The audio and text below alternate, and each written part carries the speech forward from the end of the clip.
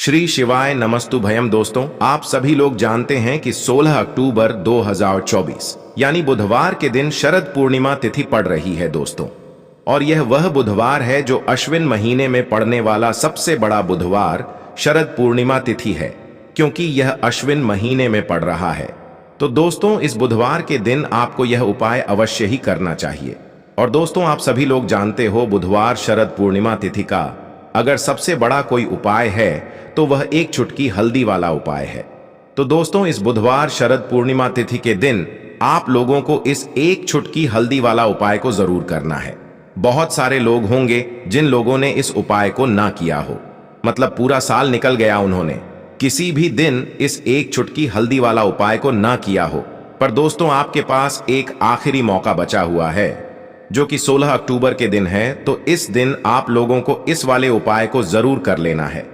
भले ही आपने पूरे साल भर इस उपाय को ना किया हो, पर अगर आपने इस अश्विन महीने की बुधवार शरद पूर्णिमा तिथि के दिन अगर इस वाले उपाय को कर लिया तो आपको इस उपाय को करने का वह फल मिलेगा जिसकी आपने कभी कल्पना भी नहीं करी होगी।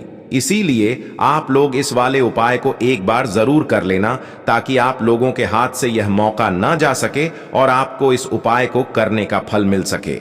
दोस्तों, यह उपाय पंडित जी ने अपनी अभी की ही शिव महापुराण की कथा में बताया है, जिस उपाय को आज हम आपको बहुत अच्छे से समझाने वाले हैं। इस वीडियो को देखने के बाद इस उपाय को समझने के लिए आपको कोई और वीडियो को देखने की जरूरत नहीं पड़ेगी। तो चलिए दोस्तों, उपाय को शुरू करते हैं। देखिए, यह इस अश्विन महीने के बुधवार शरद पूर्णिमा तिथि के दिन यह इतना खास होता है, इतना महत्वपूर्ण होता है। देखा गया है कभी कभी बड़े बड़े पूजा पाठ अनुष्ठान से जो मनोकामना पूर्ण नहीं होते, वह अश्विन महीने के दिन एक छोटे से उपाय करने से ही आपकी मनोकामना पूर्ण हो जाती है। और बहुत सारे लोगों ने इस उपाय को किया भी है और उनको इस उपाय को करने का फल भी जरूर मिला है। अगर आप लोग भी इस उपाय को करना चाहते हैं तो आप इस उपाय को पहले अच्छे से समझ लेना, सुन लेना, उसके बाद करना। आपको इस उपाय का फल जरूर मिलेगा। और इस उपाय को कर लेने से आपके घर में चाहे किसी भी प्रकार की दुख और समस्या क्यों ना चल रही हो, आपको उसका कारण भी नहीं पता है कि भाई यह समस्या किस कारण से चल रही है। उसका कुछ भी कारण हो सकता है, जैसे पितृदोष हो सकता है या किसी भी तरह का मंगल दोष भी हो सकता है। तो इस दिन आप लोगों को एक चुटकी हल्दी वाला उपाय कर लेना है। यह एक ऐसा उपाय है जिस उपाय को अगर किसी विशेष दिन पर किया जाए तो भाई उस विशेष दिन का जो है वह तो हमें मिलता ही मिलता है। पर हमने उस दिन पर इस एक चुटकी हल्दी वाला उपाय को किया है तो हमें उससे भी बड़ा फल मिलता है, और फल बहुत जल्दी मिलता है, क्योंकि आप इस उपाय को बहुत ही बड़े और विशेष दिन पर कर रहे हो। तो चलिए अब उपाय के बारे में बात करते हैं। लेकिन उससे पहले आप लोगों को यह जानना आवश्यक है कि आखिर यह उपाय किस समय करना है, किसको करना है और कैसे करना है। तो चलिए हम आगे आपको वीडियो में एक एक करके बता देते हैं। लेकिन उससे पहले अगर आप लोग हमारे चैनल पर नए हैं तो हमारे चैनल को सब्सक्राइब कर लेना और इस वीडियो को लाइक करके कमेंट बॉक्स में श्री शिवाय नमस्तुभ्यम ओम नम शिवाय जरूर टाइप कर देना। तो दोस्तों, इस एक चुटकी हल्दी वाला उपाय को हमें इस बुधवार शरद पूर्णिमा तिथि के दिन कैसे करना है, किसको करना है, किस समय करना है और कहां पर करना है, ये सारे सवालों के जवाब आपको इस वीडियो में मिल जाएंगे। और जो ये वीडियो देखेगा भाई, उसको एक चुटकी हल्दी वाला उपाय जरूर करना चाहिए, क्योंकि इस दिन हल्दी का भी बहुत ही बड़ा और विशेष महत्व होता है। और जब बात आ जाए एक चुटकी हल्दी वाला उपाय की, तो ये सोने पे सुहागा वाली बात हो जाती है और ये एक बहुत ही बड़ा उपाय हो जाता है इस बुधवार शरद पूर्णिमा तिथि का। तो अब दोस्तों, इस एक चुटकी हल्दी वाला उपाय को आखिर करना किसको है, सबसे पहले हम लोग वह बात जान लेते हैं। तो देखो, घर की जो बड़ी माताएं बहनें होती हैं, उन माताओं बहनों में से कोई भी एक बड़ी माता बहन इस वाले उपाय को कर सकती है।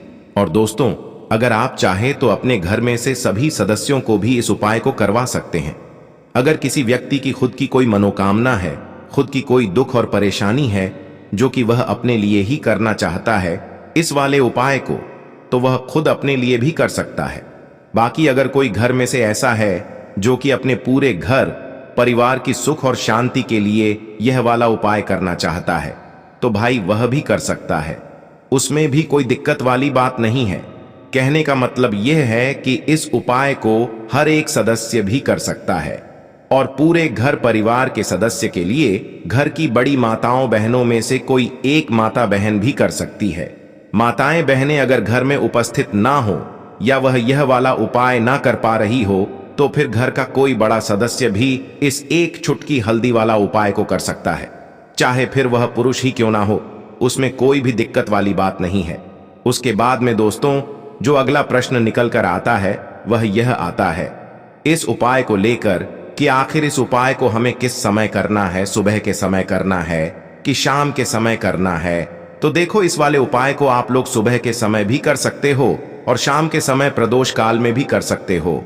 अब अगर आप पूछो कि भाई साहब सबसे उत्तम समय कौन सा रहेगा इस एक चुटकी हल्दी वाला उपाय को करने का, तो हम आपसे बस यही कहेंगे कि इस उपाय को आप सुबह के समय करेंगे तो ज्यादा बेहतर होगा।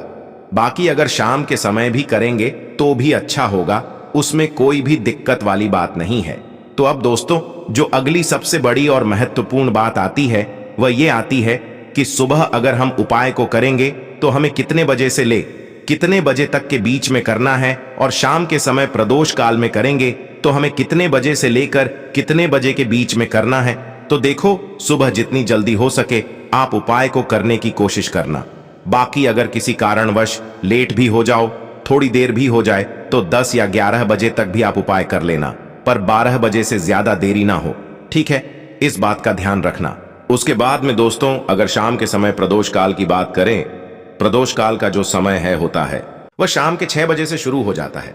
मतलब शाम के 6 बजे से लेकर 7 बजे के बीच का जो समय होता है यह समय प्रदोष काल का समय होता है। इस उपाय को 7 या 8 बजे के बीच में भी कर सकते हो। मतलब शाम के 6 बजे से रात 8 बजे के बीच में आप कभी भी इस वाले उपाय को कर सकते हो, उसमें कोई भी दिक्कत वाली बात नहीं है। परंतु 16 अक्टूबर बुधवार शरद पूर्णिमा तिथि के दिन कोशिश करना कि समय के अंतर्गत ही कर लो। किसी कारणवश ना कर पाओ तो थोड़ा देरी से भी कर सकते हो, आपको उपाय का फल जरूर मिलेगा। तो चलिए बात कर लेते हैं कि कौन कौन सी चीजें हैं जो आपको इस दिन बिल्कुल भी नहीं करनी चाहिए। देखिए, इस दिन आपको प्याज लहसुन का सेवन बिल्कुल नहीं करना चाहिए, क्योंकि शरद पूर्णिमा साल की सबसे बड़ी पूर्णिमा होती है। पहली चीज अब बात कर लेते हैं कौन कौन से कार्य हैं जो इस दिन आपको करने हैं। तो देखिए, इस दिन आपको अच्छे से पहले ही अपने घर में साफ सफाई कर लेनी है, क्योंकि इस दिन यानी कि शरद पूर्णिमा की जो रात होती है यह मां लक्ष्मी के पूजन के लिए बहुत उत्तम होती है, क्योंकि यही वो दिन है जब मां लक्ष्मी समुद्र मंथन से प्रकट हुई थी, उनका आगमन हुआ था। इसीलिए शरद पूर्णिमा का बहुत महत्व होता है। बहुत ज्यादा पूजा पाठ इस दिन की जाती है। मां लक्ष्मी को प्रसन्न करने के लिए बहुत से उपाय इस दिन किए जाते हैं, लेकिन बहुत कम लोग यह जानते हैं कि जैसे ही आप श्री हरि विष्णु को प्रसन्न करते हैं ना मां लक्ष्मी, तो आपसे अपने आप प्रसन्न हो जाती हैं। और जो उपाय हम आपके लिए लेकर आए हैं, ऐसा समझ लीजिए कि यह एक उपाय अब आपके भाग्य को ऐसे चमकाए कि आपने कभी सोचा भी नहीं होगा। बस सच्ची श्रद्धा से, पूर्ण निष्ठा से आप एक बार इस बार शरद पूर्णिमा पर उपाय कर लीजिए, और फिर कुछ समय बाद ही अपने जीवन को आप देखेंगे, नाना पूरा जीवन आपका बदल जाएगा। जीवन के जो दुख हैं, कष्ट हैं, वो दूर हो जाएंगे। तो सबसे पहले तो अगर आपके घर में तुलसी जी का पौधा है तो बहुत उत्तम है। अगर तुलसी जी का पौधा आपके घर में नहीं है तो एक तुलसी जी का पौधा आपको पूर्णिमा के दिन यानी शरद पूर्णिमा के दिन भी आप ला सकते हैं, वरना कार्तिक का महीना इस दिन से शुरू हो रहा है। कार्तिक का पूरा महीना श्री हरि विष्णु के पूजन के लिए बहुत ही उत्तम होता है। तो किसी भी दिन आप तुलसी जी का पौधा ले आएं। वैसे तो इसी दिन ले आते हैं तो बहुत ज्यादा उत्तम है, क्योंकि इस दिन आप लाते हैं तो उपाय आसानी से कर सकते हैं। अगर आपके घर में तुलसी जी का पौधा नहीं है तो मंदिर में जाकर भी यह उपाय आप कर सकते हैं, क्योंकि मंदिरों में तुलसी माता का पौधा होता ही है। तो देखिए, तुलसी जी के पौधे से यह जुड़ा हुआ जो उपाय है, यह उपाय आपको कब करना है तो सुबह के समय करना है। शाम के समय में आपको यह उपाय नहीं करना है। अब कौन कौन सी चीजें हैं जो आपको लेनी है, सबसे पहले इसके बारे में बात कर लेते हैं। तो देखिए, सबसे पहले तो आपको शुद्ध जल लेना है। स्नान आदि करेंगे, उसके बाद सबसे पहले शुद्ध जल लेंगे, उस जल में पिसी हुई हल्दी डालेंगे। हल्दी जो कि श्री हरि विष्णु को बहुत प्रिय है। थोड़ी सी हल्दी डालेंगे, कुछ मिश्री के दाने इसी में डाल लेंगे, और यह जल आपको तुलसी जी के पौधे में लगाना है, तुलसी जी को अर्पित करना है।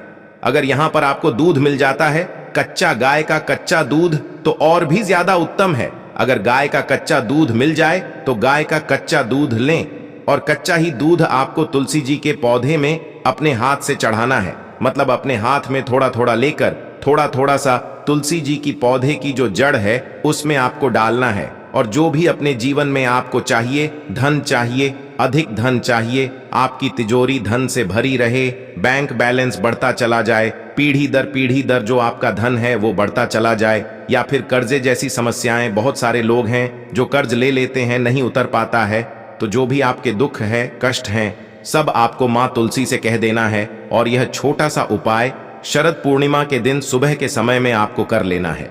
शाम के समय में एक दीपक तुलसी जी के पौधे के पास लगा देना है। बस इतना सा उपाय है, करके देखिए और फिर चमत्कार देखिए। हमें आपसे कुछ कहने की जरूरत नहीं पड़ेगी, आप खुद इसके उपाय के जो लाभ है वो देखेंगे, चमत्कार देखेंगे, और देखेंगे कि जब श्री हरि विष्णु अपनी कृपा किसी पर करते हैं ना, मां तुलसी जब किसी से प्रसन्न हो जाती हैं तो कैसे घर में धन आता है, कैसे धन की वर्षा होती है, और इतना पैसा, इतना धन आपको मिलता है ना कि संभालना मुश्किल हो जाता है। विष्णु की कृपा ऐसी ही होती है, क्योंकि श्री हरि विष्णु ही तय करते हैं किस व्यक्ति को कितना धन देना है। धन तो देवी मां लक्ष्मी देती हैं, लेकिन तय कौन करता है? श्री हरि विष्णु। अच्छा, इस बार की जो शरद पूर्णिमा है ये बुधवार के दिन पड़ी है, ठीक है ना? तो पहले उपाय की बात कर ली, अब एक छोटा सा उपाय और है जो कि आपको जरूर से इस बार शरद पूर्णिमा के दिन करना है, जो कभी आपके काम में अड़चन नहीं आने देगा।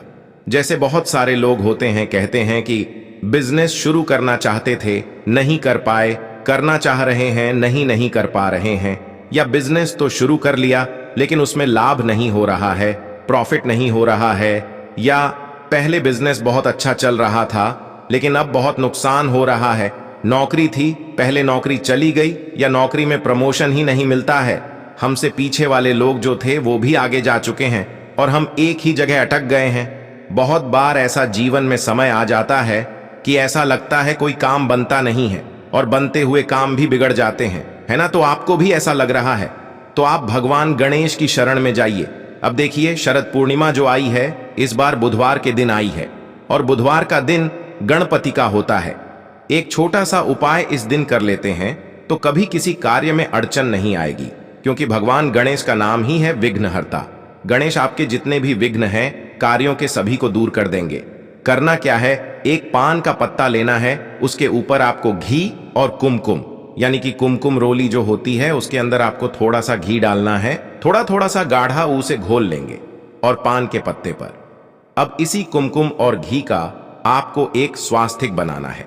स्वास्तिक का चिन्ह इस पत्ते के ऊपर ही जब आप स्वास्तिक बना लेंगे, आपको एक सुपारी रखनी है और एक रखना है जनेऊ, और यह पूरा का पूरा पत्ता आपको भगवान गणेश के आगे अपने घर के मंदिर में ही रखना है, और देसी घी का एक दीपक जलाकर आपको भगवान गणेश से कहना है कि मेरे कार्य में जितने भी अड़चन आ रही है, जो भी रुकावट आ रही है, जो भी मेरा व्यापार का नुकसान हो रहा है, उसे आप भगवान गणेश दूर कर दीजिए। आप तो विघ्नहर्ता हैं, आपके हाथ में क्या नहीं है, आप जो चाहेंगे वह हो जाएगा। अपने हिसाब से आपको मनोकामना कह देना है, और इन तीनों चीजों को एक साथ बांधकर किसी ऐसी जगह पर आपको अपने घर में रखना है जहां किसी का हाथ ना लगे। कुछ दिनों तक ऐसे ही इसको रखा रहने दें। थोड़े दिन के अंदर ही आप देखिएगा कि आपका जो भी काम बिगड़ रहा था, अड़चन आ रही थी, या व्यापार नहीं चल रहा था, काम में नुकसान हो रहा था, नौकरी नहीं मिल रही थी, सब कुछ भगवान गणपति ठीक कर देंगे। फिर जब आपका काम बन जाए, सफलता आपको मिलने लगे, जो भी आपकी विश पूरी हो जाए, फिर इसे बहते हुए जल में आपको प्रवाहित कर देना है। तो जिन लोगों के घर के आसपास बहता हुआ जल नहीं है, पवित्र नदियां नहीं हैं, स्वच्छ जल में ही प्रवाहित करना है। इसलिए तो आप अगर ऐसा जल ना हो आपके घर के आसपास, तो किसी भी पेड़ पौधे के नीचे से रख दें। तो शरद पूर्णिमा की जो रात होती है यह बहुत महत्वपूर्ण होती है उपाय करने के लिए, और चंद्रमा जो होते हैं इस दिन अपनी पूर्ण 16 कलाओं के साथ अवतरित होते हैं, और चंद्रमा की जो किरणें होती हैं उनसे अमृत की वर्षा होती है। इसीलिए खीर जरूर से बनाकर चंद्रमा की रोशनी में रखें, और सुबह के समय में सूरज निकलने से पहले पहले उसे उठा लें, और प्रसाद के रूप में अपने घर में सभी को बांट कर खाना है आपको। जिससे कि कभी आपको बीमारियां ना पकड़ें और स्वास्थ्य आपका उत्तम रहे। साथ ही साथ चंद्रमा को जल का या कच्चे दूध का अर्घ जरूर दें, जिससे कि आपकी कुंडली में चंद्रमा बहुत ही मजबूत रहे, क्योंकि जिन लोगों की कुंडली में चंद्रमा मजबूत रहता है उनकी मां को कभी कष्ट नहीं होता है। साथ ही साथ जो लोग अपनी कुंडली में चंद्रमा को मजबूत रखते हैं वह हमेशा अच्छे से सोचते हैं, अच्छे से काम करते हैं, मतलब कभी भी उनको मन में किसी बात को लेकर परेशानी शंका नहीं होती है। तो जरूर से यह उपाय करें, क्योंकि यह दिन चंद्रमा के पूजन के लिए बहुत ही उत्तम है। धन संपदा भी बढ़ती है जब आप चंद्रमा का पूजन करते हैं। तो दोस्तों, यह थे पूज्य गुरु जी द्वारा बताए गए कुछ बहुत ही खास उपाय। अगर आपको जानकारी अच्छी लगी हो तो वीडियो लाइक करिएगा। मिलते हैं फिर एक नए वीडियो के साथ। श्री शिवाय नमस्ते।